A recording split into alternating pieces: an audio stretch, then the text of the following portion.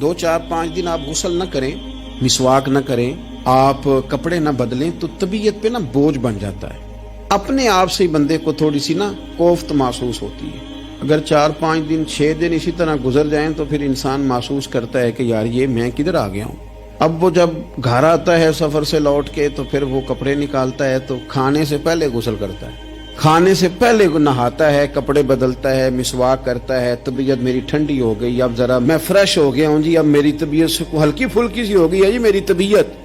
और मेरे भाई ज़ाहिर पर थोड़ा सा गर्द चढ़ जाए तो बंदा अपने आप को फ्रेश महसूस नहीं करता। तो अगर दिल सारा हसद से भर जाए, बुग़्ज़ से भर जाए, अदावत से भर जाए, लोगों के बारे में बुरे ख्यालात से भर जाए, कीने से भर जाए, तो कब इंसान को सुकून आएगा? कोई भी नहीं तंग होता आपके हसद से। अगर कोई माज़अल्लाह किसी से जल रहा है तो किसी का कुछ भी नहीं बिगाड़ रहा। अगर किसी से हसद कर रहा है तो क्या नुकसान कर लिया उसने किसी का? अपने आप को ही जला रहा है, अपने आप को तकलीफ दे रहा है। इसे मल मल के धो अपने दिल को। अगर ये साफ हो गया तो तेरा वजूद ही हल्का फुल्का हो जाएगा, तू खुद सुकून में आएगा। इसे मल मल के धो, मल मल के इसको सही करके साफ कर।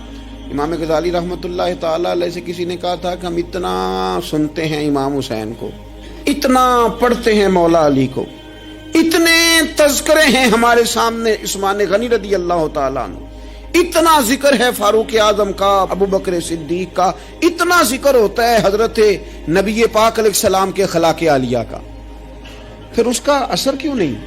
पढ़ते हैं, सुनते हैं, बयान करते हैं, कहा जाता है, सुना जाता है, फिर उसका वो असर क्यों नहीं? वो तबीयत पे चीजें नक्श क्यों नहीं हो रही?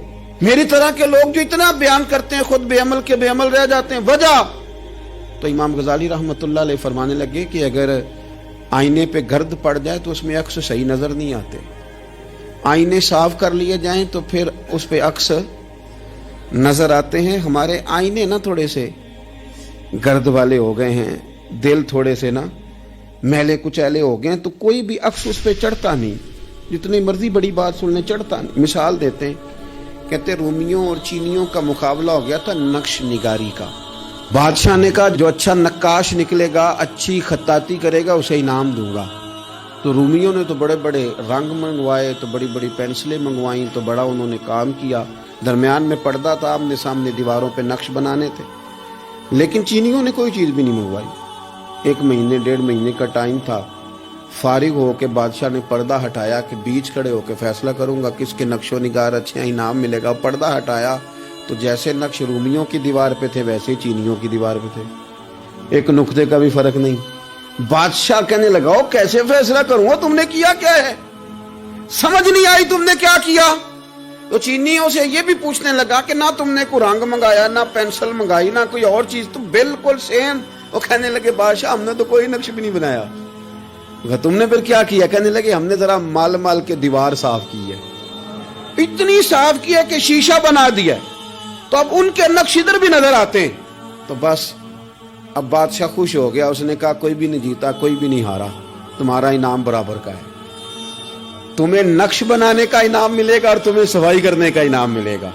इमाम गज़ाली कहने लगे चल तू इस तरह कर, रोज तू गुस्ल करता है, दांत साफ करता है, बाल कटवाता है, नाखून बढ़ जाए तो कटवाता है, कोई चीज जरा थोड़ी बढ़ जाए तो छोटी करता है तू, कोई लिबास पूरा ना हो तो उसको सेट करता है। तो इस तरह कर, ज़ाहिर पे जो इतनी मेहनत की है जरा माल माल के दिल धो, इंशाअल्लाह इमाम हुसैन का फैज भी नजर आएगा, मौला अली के जलवे भी नजर आएंगे, हजरत उस्मान गनी की हया का अक्स भी नजर आएगा। इसे पहले धो ले, फिर तुम्हें सैयदना उमर की अदालत का फैज मिलेगा, हजरत सिद्दीक अकबर की सदाकत का नूर मिलेगा। फिर तू देखना तेरी तबीयत पे नबी पाक के अखलाके आलिया का भी फैज नजर आएगा। लेकिन पहले इसे धो ले।